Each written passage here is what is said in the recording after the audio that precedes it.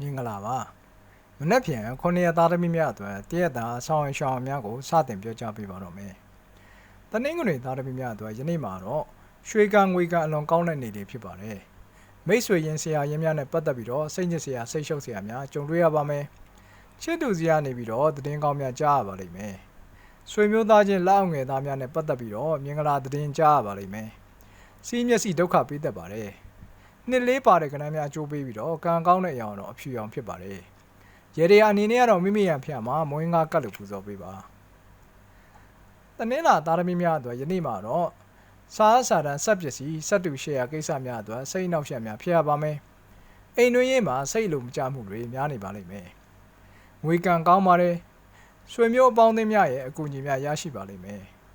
သွားသွေးနဲ့ပတ်သက်ပြီးတော့စိတ်ညစ်ရပါမယ်ချစ်သူစီကနေပြီးတော့မမျော်လင့်ပဲလက်ဆောင်ရတတ်ပါတယ်တစ်သုံးပါတဲ့ကဏ္ဍများအကျိုးပေးပြီးတော့ကံကောင်းတဲ့အရာတော့ချက်တွေးအောင်ဖြစ်ပါတယ်ရေဒီယာအနေနဲ့ကတော့မိမိအိမ်ရဖျက်မှာသင်္ဘောတိကတ်လို့ပူဇော်ပေးပါ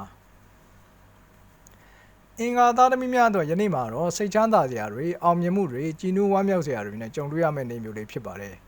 အဖက်ဖက်ကနေပြီးတော့အခြေအနေကောင်းများပေးလာပါလိမ့်မယ်ဘာပဲလုပ်လို့ရဲရဲတာလုပ်ပေးပါကံအခွင့်အလမ်းအလွန်ကောင်းတဲ့နေ့လေးဖြစ်ပါတယ်မျက်စိနာတာအောင့်တာမျိုးတွေဖြစ်တတ်ပါတယ်အခြေရေးမှာကြားလေအနေဝေးတတ်ပါတယ်နှစ်လေးပါတဲ့ကဏ္ဍများအကျိုးပေးပြီးတော့ကံကောင်းတဲ့အရာတော့အဖြူရောင်ဖြစ်ပါတယ်ရေဒီယာအနေနဲ့ကတော့မိမိရန်ဖျက်မှာတီးစုံကိတ်ကတ်လို့ပူဇော်ပေးပါဗုဒ္ဓဦးသားသမီးများအတွက်ယနေ့မှာတော့အလုပ်ကိစ္စငွေကိစ္စများနဲ့ပတ်သက်ပြီးတော့စကားပြောဆိုရင်းခွန်တတ်ပါတယ်ရွေးချယ်အခက်ဆုံးဖြတ်အခက်စိတ်နှခွဖြစ်เสียများနဲ့ကြုံတွေ့ရတတ်ပါတယ်ကျမ်းမာရေးအနေနဲ့ကောင်းတော့လေလက်မှာထိခိုက်ဒဏ်ရာရတတ်ပါတယ်အခြေရေးမှာတော့တာယာနေပါလိမ့်မယ်ငါကိုပါတဲ့ကဏ္ဍများအကျိုးပေးပြီးတော့ကံကောင်းတဲ့အရာတော့အပြာရောင်ဖြော့ဖြော့ဖြစ်ပါတယ်ရေဒီယာအနေနဲ့ကတော့မိမိရန်ဖျက်မှာပဲပေါက်စီကတ်လို့ပူဇော်ပေးပါကြာရပရိသတ်သမီးများတော့ယနေ့မှာတော့အလုံးနဲ့ပတ်သက်ပြီးတော့တာဝန်ယူဖြည့်ရှင်းပေးရတတ်ပါတယ်မိတ်ဆွေရင်းများနဲ့အစင်မပြေဖြစ်တတ်ပါတယ်အထက်လူကြီးအကြီးကဲများရဲ့အကူအညီများရရှိပါလိမ့်မယ်အလားပရွှေရတနာနဲ့ပတ်သက်တဲ့ပစ္စည်းများဝင်လာတတ်ပါတယ်ဘိုက်အောင်ဘိုက်နာဖြစ်တတ်ပါတယ်ချစ်သူစီကနေပြီးတော့သတင်းကောင်းများကြားရပါလိမ့်မယ်3-6ပါတဲ့ကဏ္ဍများအကျိုးပေးပြီးတော့ကံကောင်းတဲ့အရာတော့အစိမ်းရောင်ဖြစ်ပါတယ်ရေဒီယာအနေနဲ့ကတော့မိမိရဖျက်မှာလိန်ပေါ်ကတ်လို့ပူဇော်ပေးပါတောက်ကြသားသမီးများအတွက်ယနေ့မှာတော့အဆအဆရရအဆင်ပြေအောင်မြင်နေမဲ့နေ့လေးဖြစ်ပါတယ်လူမျိုးကြပါတာကြာစက်တူရှယ်ယာကိစ္စများအဆင်ပြေပါလိမ့်မယ်အခြေရင်းနဲ့အိမ်တော်ကြီးမှာတဦးနဲ့တဦးဖေးမကူညီမှုများနဲ့တာယာနေပါလိမ့်မယ်ငွေကံကောင်းပါတယ်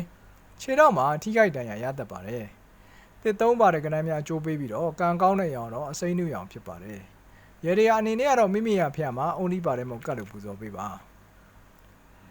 စနေသားသမီးများအတွက်ယနေ့မှာတော့အလုံးနဲ့ပတ်သက်ပြီးတော့မကြားကျင်တဲ့သတင်းများကြားရပါလိမ့်မယ်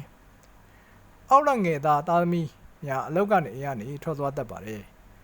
ပြန်မရတော့ဘူးလို့ထင်ထားတဲ့ငွေများပြန်လည်ရရှိနိုင်တဲ့နေမျိုးလေးဖြစ်ပါတယ်သွားသွေးနဲ့ပတ်သက်ပြီးတော့စိတ်ညစ်ရတတ်ပါတယ်အခြေရေးမှာကြာလေအနေဝေးတတ်ပါတယ်ငါးခွန်ပါတဲ့ကဏ္ဍများအကျိုးပေးပြီးတော့ကံကောင်းတဲ့ရောင်တော့ခရမ်းရောင်ဖြစ်ပါတယ်ရေဒီယာအနေနဲ့ကတော့မိမိရဖျက်မှာစပစ်တီးကတ်လို့ပူဇော်ပေးပါအားလုံးကျမ်းမှချမ်းသာကြပါစေ